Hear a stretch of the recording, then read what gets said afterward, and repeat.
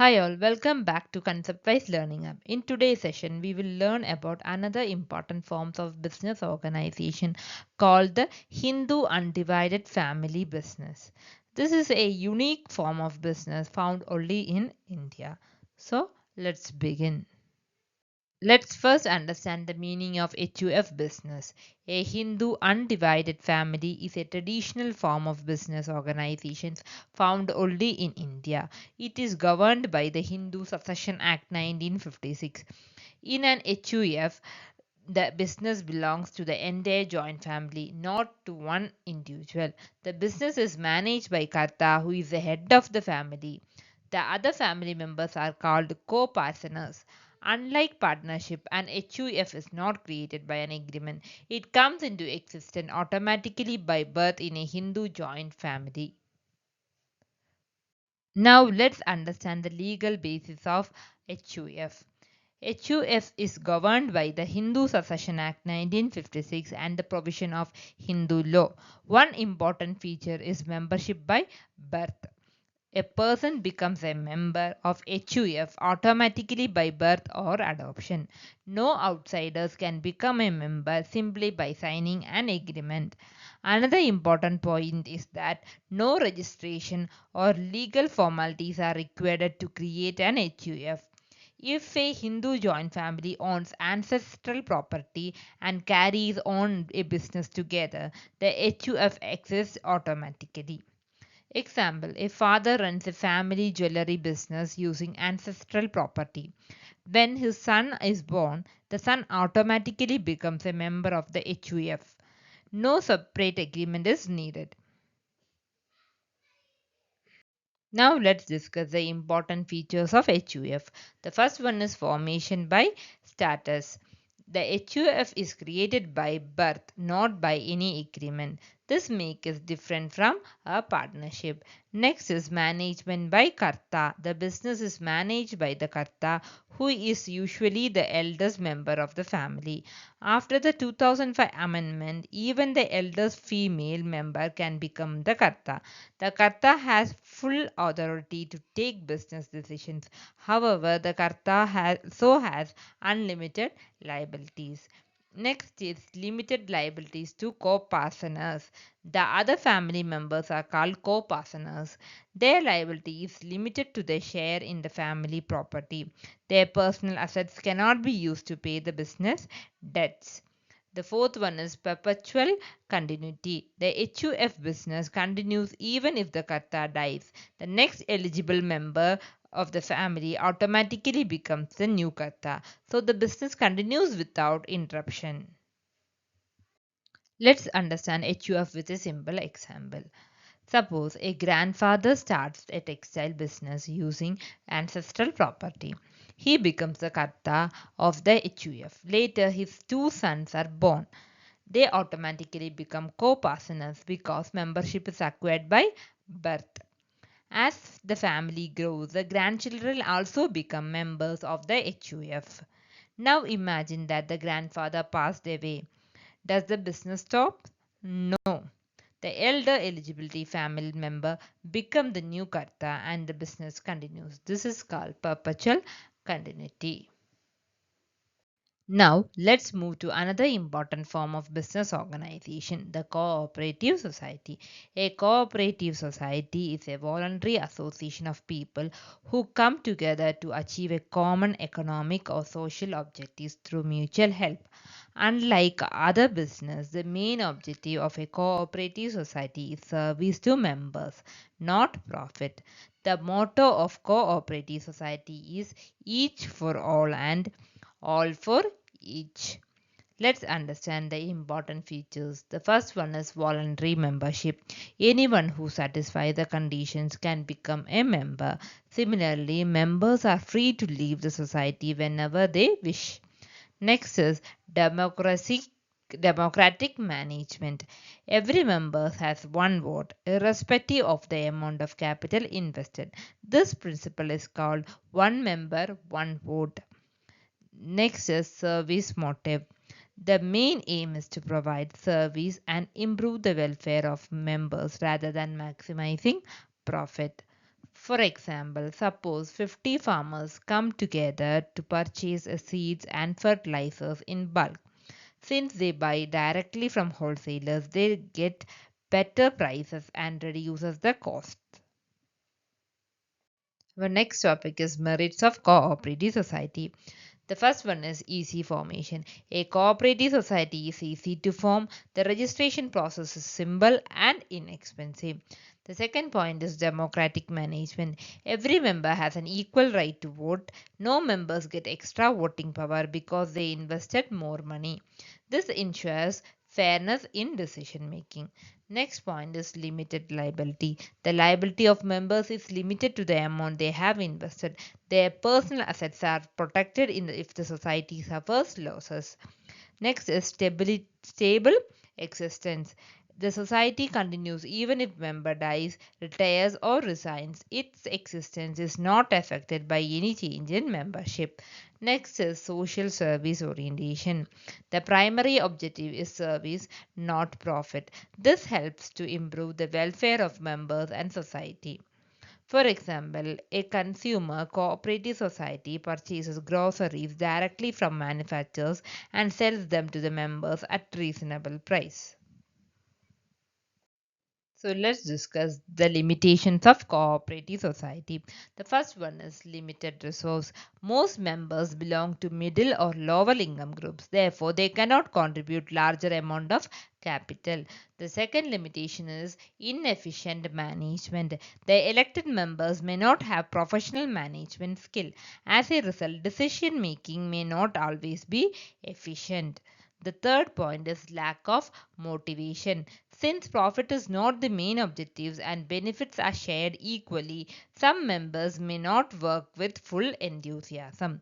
The fourth point is government interference. The government supervises many activities of cooperative society such as adults and accounts. Sometimes this delays decision making. The fifth point is internal conflicts. Differences of opinions among members or political influence may create conflicts. This affects the smooth functioning of the society. Now let's discuss the types of cooperative society. The first one is consumers cooperative society. It purchases goods in bulk and supplies them to members at reasonable price. The second is producers cooperative society.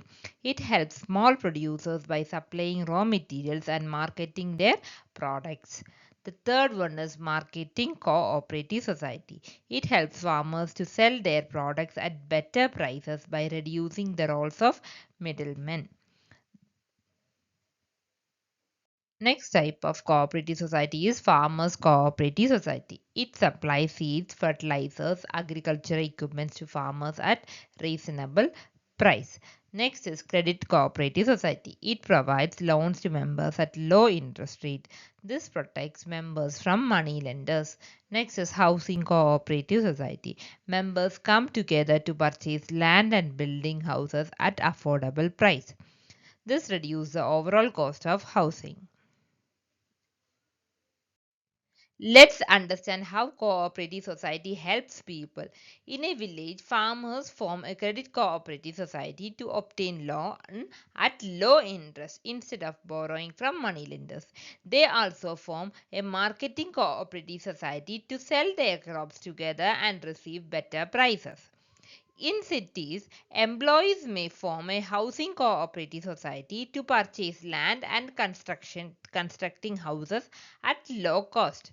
These examples show that a cooperative society improves the economic condition of members through mutual help.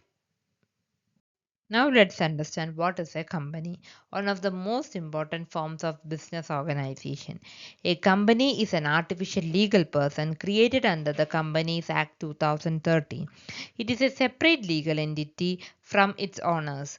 Now you may wonder why it is called as an artificial person, because a company is not a human being, but the law treats it like a person. It can own property, enter into contract, sue others, be sued in its own name. This means the company and its shareholders are legally different. For example, if you buy shares of Infosys, you become a shareholder, but you do not become Infosys. If the company has debts, you are not personally responsible for paying them. Let's discuss the important features of a company. The first one is separate legal entity. A company has its own legal identity. It can own property, sign contracts, and take legal action in its own name. For example, if a supplier has to recover money from Tata Motors, the suppliers file a case against Tata Motors, not against its shareholders. The next feature is perpetual succession. A company has continuous existence. Even if shareholders dies, retires or sell their shares, the company continues to exist. Only a law can close a company. The next feature is limited liability. The liabilities of a shareholders is limited to the amount they have invested.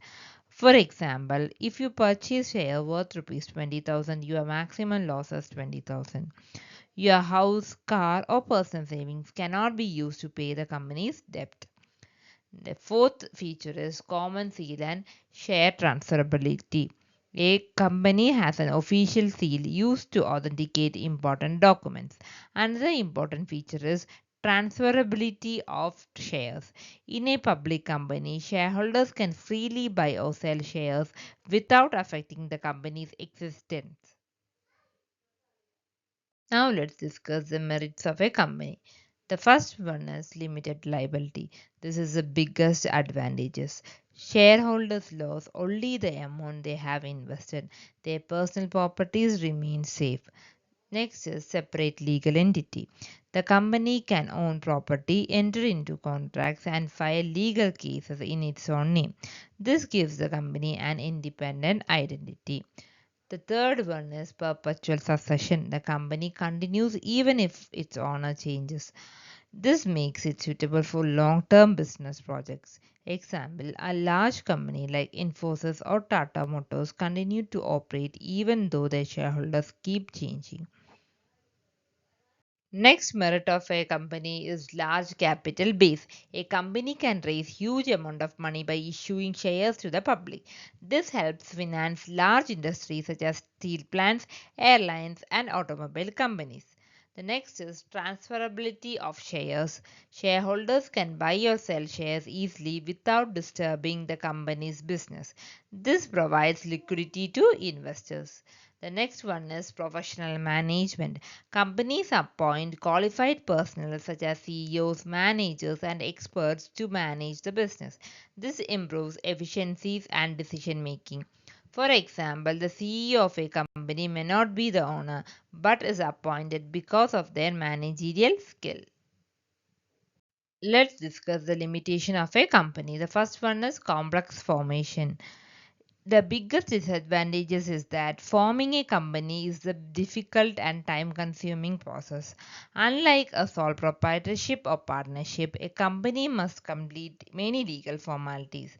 Documents like memorandum of association and articles of association have to be prepared, and the company must be registered under the Companies Act 2013.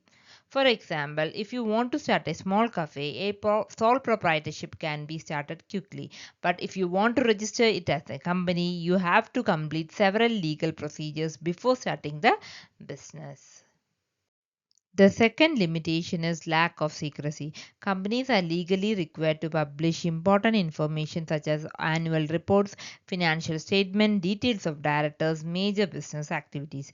Because of this, competitors can also access some business information. The third limitation is high operating costs. A company has to spend money on audits, legal compliance, meetings, professional experts. These expenses increase the cost of running the company. For example, even a small private company must spend money every year on audits and legal filings. Another important limitation is slow decision making. In a company, important decisions cannot be taken immediately. Usually, the process involves discussion by management, approval by the board of directors, legal compliance, sometimes approval by shareholders. Only after these steps can the decision be implemented. For example, suppose a company want to launch a new product, it may take several meetings and approvals before the product reaches the market. But in a sole proprietorship, owner can make the decision immediately. The final limitation is the possibility of fraud. In a company, the owner and the management are different. Shareholders invest money, but the professional managers run the business. Sometimes dishonest managers may misuse company's fund or manipulate financial records. A famous example is the Satyam scam, where the company's financial statements were manipulated, causing huge losses to investors. This shows that if proper supervision is not maintained, frauds can occur. Let's compare HUF Cooperative Society and a company. Here the HUS is formed by the birth, and here they will get the membership by birth or adoption. Here it is managed by Karta, and their liability of a Karta is unlimited and others have limited liability, and it continues after the death of Karta. And here the motive is family benefit, and it is governed by Hindu Succession Act 1956.